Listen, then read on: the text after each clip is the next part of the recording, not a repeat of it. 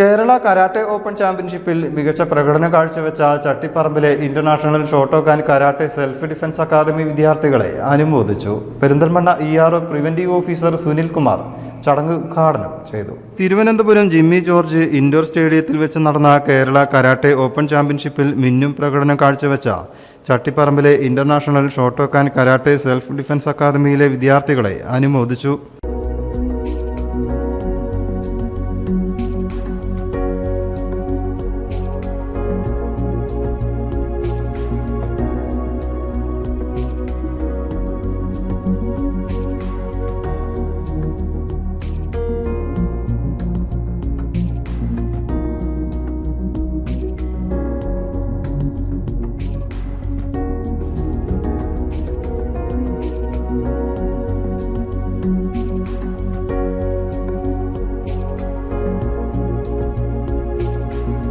Kerala Olympic association ഒരുക്കിയ ചാമ്പ്യൻഷിപ്പിൽ അക്കാദമിയിൽ നിന്നും 40 വിദ്യാർത്ഥികളാണ് പങ്കെടുത്തത്.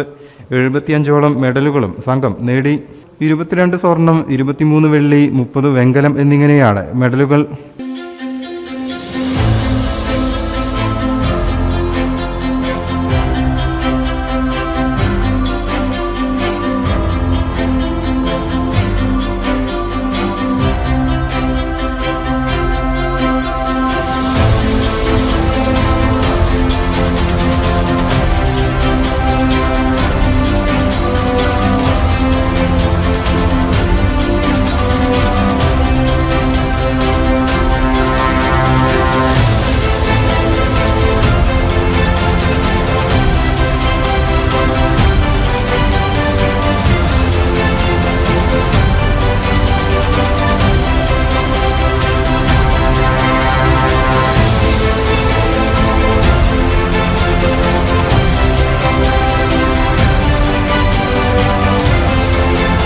സ്ഥാപനത്തിൽ ഒരുക്കിയ അനുമോദന ചടങ്ങ് Perinthalmanna ER preventive officer Sunil Kumar ഉദ്ഘാടനം ചെയ്തു.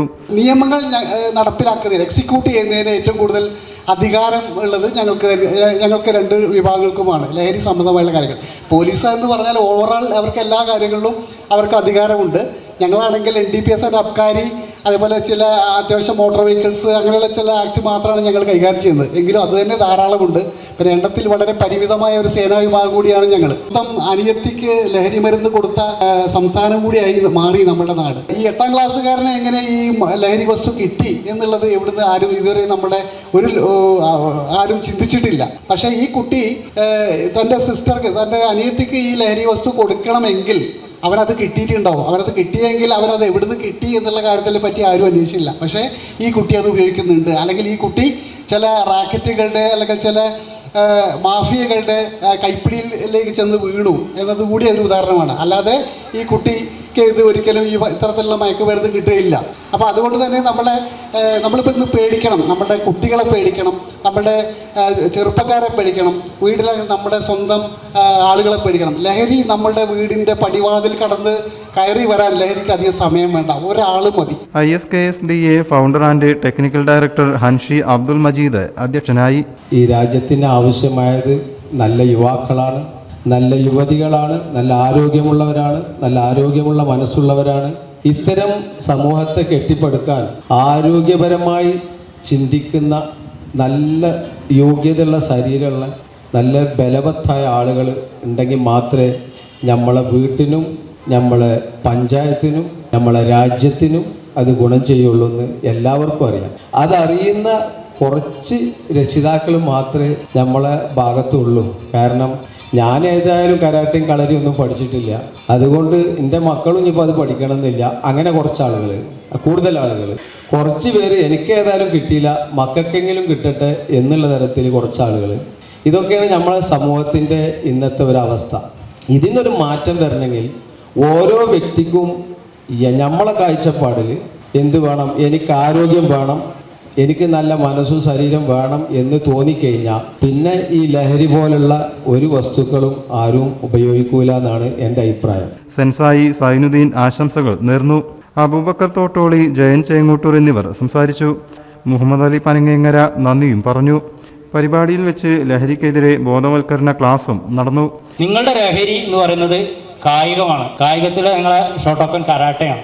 അതിലെല്ലാവരുടെ മുഖത്ത് എന്താ പറയുക, ഇവിടെ വന്നിരിക്കുമ്പോഴുള്ള സന്തോഷം, നിങ്ങളുടെ കഴുത്തുകളിൽ തൂങ്ങിക്കിടക്കുന്ന മെഡലുകളും അതിനുദാഹരണമാണ്. നിങ്ങൾ എന്തായാലും ഒരിക്കലും, എനിക്ക് ഉറപ്പുണ്ട് ഇവിടെ ഇരിക്കണ എത്രയും മക്കൾ ഒരിക്കലും ലഹരി എന്ന് പറയുന്ന ഒരു സാധനത്തിന്, ലഹരി നല്ല ലഹരിയുണ്ട്, ഈ പറയപ്പെടുന്ന ചീത്ത ലഹരിയിൽ ഇവിടെ ഉള്ള ഒരു കുട്ടികളും പോകില്ല എന്നുള്ള കാര്യം എനിക്ക് ഉറപ്പുണ്ട്. അപ്പോൾ സാർ ഇവിടെ ഒരു ലഹരി ബോധവൽക്കരണത്തിൻ്റെ ക്ലാസ് അല്ല, നിങ്ങളിൽ ഞങ്ങൾക്ക് തരാനുള്ള എന്താ വെച്ചാൽ, നിങ്ങളിലൂടെ ഇവിടെ ചെറിയ ചെറിയ കുറച്ച് കാര്യങ്ങൾ ഞങ്ങൾ പറയും. ഞങ്ങൾ ക്ലാസ് എടുക്കാൻ അങ്ങനെ ഞങ്ങൾക്ക് പ്രത്യേകിച്ച് പരിശീലനമില്ല, ഞങ്ങൾക്ക് കൂടുതൽ അനുഭവങ്ങളാണ്.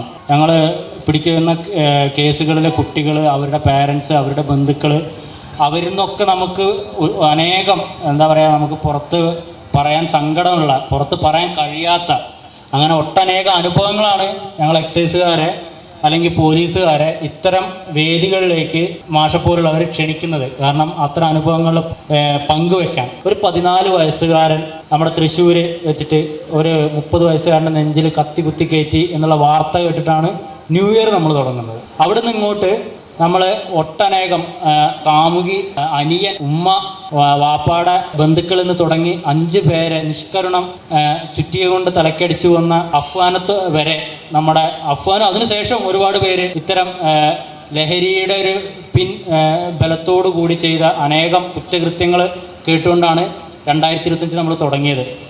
ഞങ്ങൾ ഈ 2016 വിമുക്തി തുടങ്ങി. ഞാൻ ജോലിയിൽ പ്രവേശിച്ചു 2019-20 കാലഘട്ടത്തിൽ കൊറോണ കാലം കഴിഞ്ഞപ്പോൾ നമ്മൾ ക്ലാസ് എടുക്കുമ്പോൾ പറയുന്നൊരു കാര്യം ഉണ്ടായിരുന്നു. ഐക്യരാഷ്ട്രസഭയുടെ ഒരു പഠനം ഉണ്ടായിരുന്നു. 2027 കൂടി ലഹരി ഉപയോഗിക്കുന്നവർ ഉൾപ്പെടുന്ന കൊലക്കേസുകളും അല്ലെങ്കിൽ അവർ ആത്മഹത്യയുടെ എണ്ണം കൂടുന്നുള്ളൊരു കണക്ക് പറഞ്ഞിരുന്നു. അതിപ്പോൾ ഏതാണ്ട് ശരിയായി തുടങ്ങിയൊരു കണക്കുകളാണ് ഇപ്പോൾ നമ്മളിപ്പോൾ നമ്മുടെ അവസ്ഥ ഈ 2015 നമ്മളെ വാർത്തകളിലൂടെ നമുക്ക് കാണാൻ കഴിയുന്നത്. Perinthalmanna ERO civil excise officer V Tejas class എടുത്തു.